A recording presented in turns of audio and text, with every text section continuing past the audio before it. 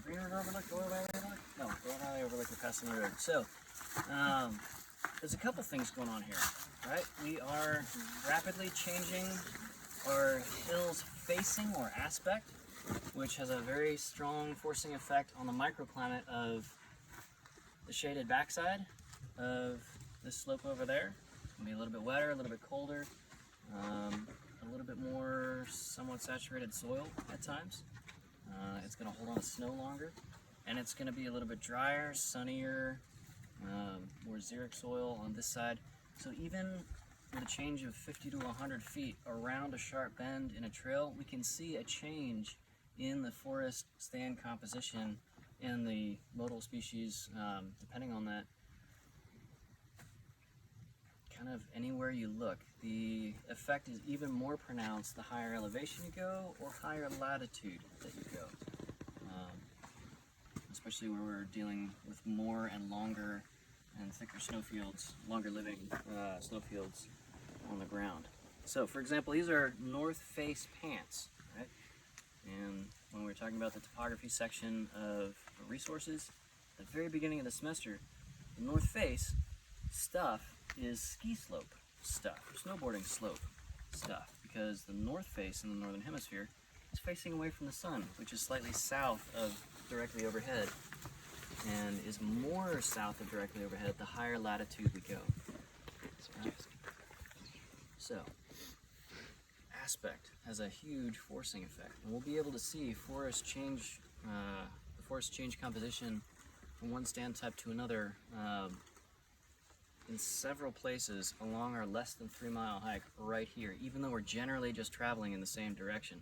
As we wind in and out, and the hill facing changes almost 180 degrees in places, huge, not stand replacement, but stand forcing effects in terms of composition and species list. All right, cool. So that's kind of the topography layer. What about the human infrastructure resources layer? This is a spot for cameras. How many of you guys and gals, be honest, pulled out your cell phone and took a picture right here? How many of you guys and gals believe that if we looked for like 3 minutes on the internet, we could find a professionally framed and developed and maybe retouched photo of this exact spot? So why did we all pull out our cell phones right here? It's quicker. Because somebody else's photo isn't my photo, right? Okay, so this is a thing, this is a behavioral thing limited to the human wildlife species that the Park Service has to cope with proactively all over the Western Hemisphere. In places like Horseshoe Bend we talked about in class, where everybody wants to get that same photo that you can get in like the 80 megapixel panoramic professionally taken photo. It's not the same as encapsulating your memory, your moment, that particular sunset. There are literally millions of photos taken from the top of Cadillac Mountain, and the only one that I care about is the one where Emmy and I were up there and we became boyfriend and girlfriend back in the day. We got that one printed out as a poster, right? That's the only one that matters to me. So the Park Service is aware of this real strong motivation in people. In 220, Intro to Forest Rec, we talk about the 4 stages of recreation. So, there's the becoming aware phase, and subsequent to that, deciding, a trip to Mammoth Cave or Acadia or to Virgin Islands or wherever your park is. That's a good thing. That's worthy of devoting some resources and irrecoverable time and stuff like that to. And then there's the planning phase, so anticipation, planning. Then there's the on-site phase, and then the recollection phase for the rest of your life.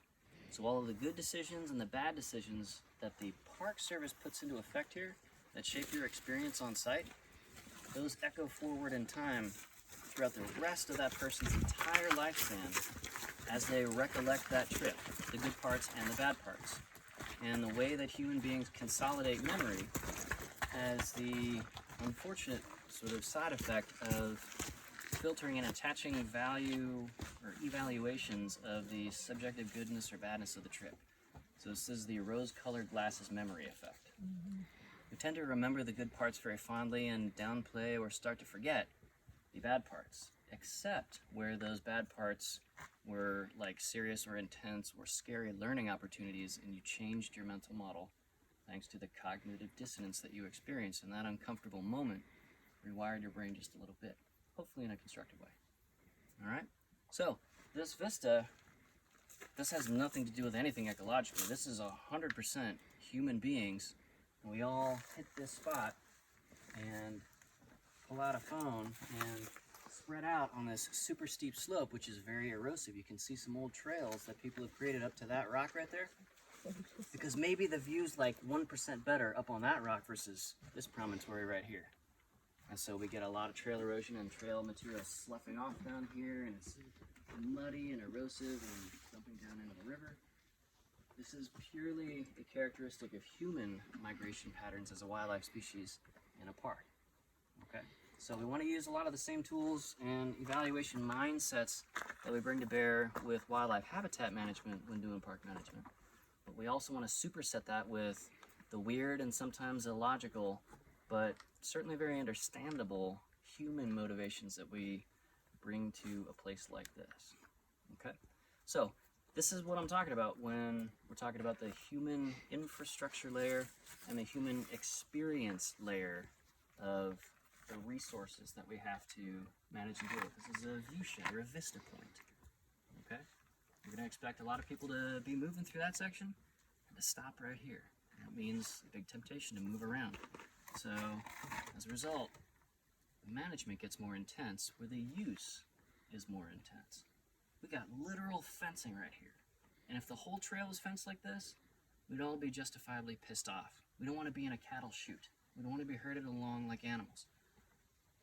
We also don't want to fall and die. So in places where the use is intense, the management response has to be much more intense. There's often not much of a way around that. All right, cool.